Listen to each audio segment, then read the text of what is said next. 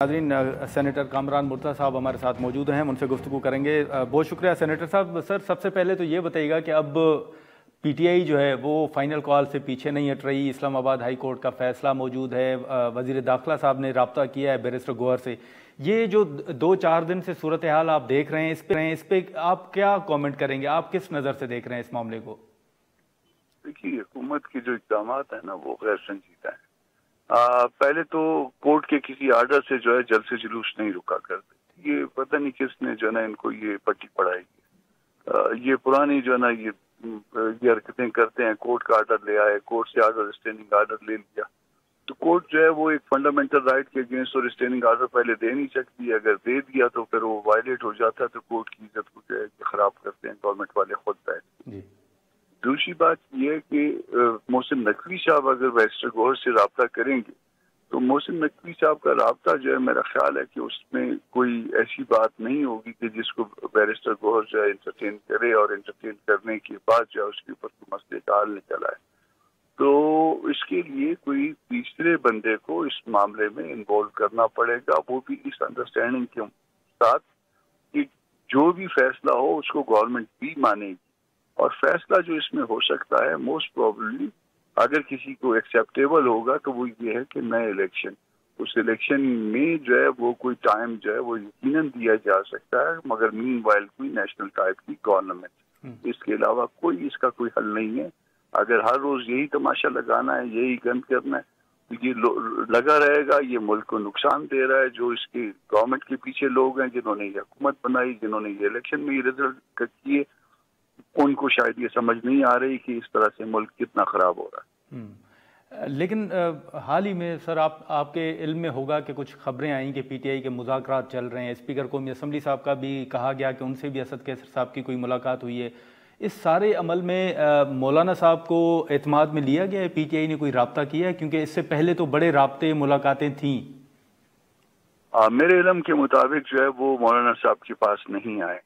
Meanwhile क्योंकि मैं कोयटा आ गया हूँ, मीनवाइल ये 1-2 दिन में अगर कोई इस तरह की डेवलपमेंट हुई है तो मुझे नहीं पता, मगर और अगर डेवलपमेंट होती तो या तो मौलाना साहब एतमाद में ले लेते, या फिर ये है कि वो मीडिया पे भी आ जाता। तो कोई ऐसी डेवलपमेंट्स नहीं है। मगर जिन लोगों के साथ मुज़ाकरात किए जा रहे हैं, मेरा ख्याल है कि उनके साथ मुज़ाकरात जो है ना फ्यूटाइल एक्सरसाइज है। तो सर आपकी नज़र में किसके साथ होने चाहिए या किसके साथ हो रहे हैं? क्योंकि इस मरतबा पहली मरतबा है कि पीटीआई ये मान रही है कि हमारे मुज़ाकरात हो रहे हैं, और बाज़ रहनुमाओं ने यह भी कहा कि हमारे इस्टेब्लिशमेंट के साथ मुज़ाकरात हो रहे हैं। तो आपके इल्म में इस हवाले से कुछ है? देखिए, मोहसिन नकवी साहब जाहिर है कि इस्टेब्लिशमेंट को रिप्रेजेंट करते हैं, ये तो बात उन भी मानती है, और मोहसिन नकवी साहब खुद भी इससे इनकार शायद नहीं करते। मगर क्या मोहसिन नकवी साहब का किरदार क्या इससे बढ़ सकता है कि वो पैगाम ले आए और पैगाम ले जाएं? इसके लिए कुर्बानी अगर देनी है तो वो हुकूमत की कुर्बानी होगी। हुकूमत की कुर्बानी देने के लिए तैयार हैं लोग, ताकतें जो हुकूमत के पर्दा हैं।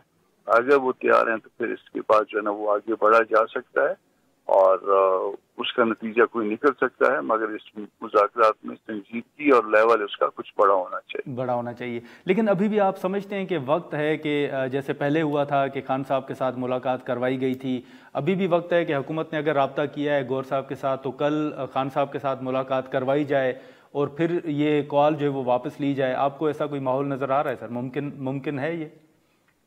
इसका आसान तरीका ये है कि खान साहब को बेल आउट करवा दिया जाए, वो बेल उनकी जमानत हो जाए, वो बाहर आ जाएं, अपने घर में हो जाएं, या फिर उनकी जो है ना वो प्लेस ऑफ कस्टडी तब्दील कर दी जाए और वहाँ जो मिलना चाहे उसको आसानी दे दी जाए, अगर मामलात को सुधारना चाहते हैं।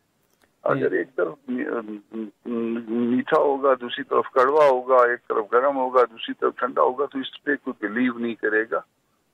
कोई अपनी पार्टी की कोई कुर्बानी देना शायद कबूल ना करे। तो अगर मामला सुलझाने हैं तो संजीदगी का मुजाहरा गवर्नमेंटल साइड से होना चाहिए। नहीं, लेकिन सर वो कल नकवी साहब ने गुफ्तगू में कहा था कि खान साहब जो हैं वो जेल में हैं, उनके खिलाफ केसेस हैं, तो ये इख्तियारात अदालत के पास हैं, हुकूमत के पास नहीं है, वो रिहा नहीं कर सकते। प्लेस ऑफ कस्टडी चेंज कर सकते हैं? नहीं कर सकते। तो उनके घर को सब जेल डिक्लेयर किया जा सकता है, उनको उनके घर में शिफ्ट किया जा सकता है? नहीं किया जा सकता। ये इख्तियार तो प्योरली जो है ना गवर्नमेंट के पास है। اچھا یہ تو بڑا آسان ہے. اور پھر دوسرا فرض کر لیجئے ریلیز کا معاملہ, بیل ادھر سے ان کو انڈرسٹینڈ کروایا جائے کہ آپ بیل اپلیکیشن فائل کریں, یہاں سے پراسیکیوشن کو کہہ دیں کہ جی اس کو اپوز نہ کریں. ایون انٹرم بیل ہو سکتی ہے کہ جی چلیے فار دی ٹائم بینگ اس کو ہم اپوز نہیں کرتے, آپ انٹرم بیل دے دیجیے, بعد میں دیکھتے ہیں. تو مین وائل اگر کوئی بات بن گئی تو ٹھیک ہے, ورنہ بعد میں پھر جو بھی اس بیل اپلیکیشن کا فیٹ ہوگا. لیکن یہ اب جو احتجاج ہے کامران مرتضیٰ صاحب, سر آپ بہتر جانتے ہیں کہ کبھی بھی تحریکوں کے ذریعے کوئی حکومتیں گرائی نہیں جا سکیں. یہ اب پی ٹی آئی اگر آ بھی جاتی ہے ڈی چوک پر, تو آپ سمجھتے ہیں کہ کوئی پی ٹی آئی اپنے مطالبات تسلیم کروانے میں کوئی کامیاب ہو سکے گی, یا پی ٹی آئی کو اس مرحلے پر یہ فیصلہ کرنا چاہیے تھا؟ مجھے حادثوں سے ڈر لگتا ہے کہ خدا نخواستہ یہاں پہ کوئی حادثہ نہ ہو جائے, اور اسپیشلی ان سرکمسٹانسز میں جب آپ کے دو صوبے جو ہے وہ مسلسل حادثات کا شکار ہیں, اور ان حادثات کو ہم روک نہیں پا رہے, وہاں گورنمنٹل ریٹس ختم ہیں. اچھا, تو پھر اب یہ بھی کہا جا رہا ہے کہ بیلاروس کے صدر بھی آ رہے ہیں. پہلے آپ کو یاد ہے کہ چائنا کے صدر کے حوالے سے پی ٹی آئی پر آج تک تنقید ہوتی ہے, تو کامران صاحب اس معاملے پر بھی آپ کوئی کامنٹ کریں گے کہ بیلاروس کے صدر کا آنا کتنا اہم ہے اور پی ٹی آئی کو اس پر نظر ثانی کرنی چاہیے؟ ان کا آنا یقیناً سر آنکھوں پہ ان کا آنا بہت اہم ہے, مگر فیئر الیکشن کرانا کیا اس سے زیادہ اہم نہیں ہے؟ کیا فیئر الیکشن کے نتیجے میں جو حکومت جو عوام کو ریپرزینٹ کرے, کیا اس سے زیادہ اہم نہیں ہے؟ کیا یہ فنڈامنٹل رائٹس کا مسئلہ نہیں ہے؟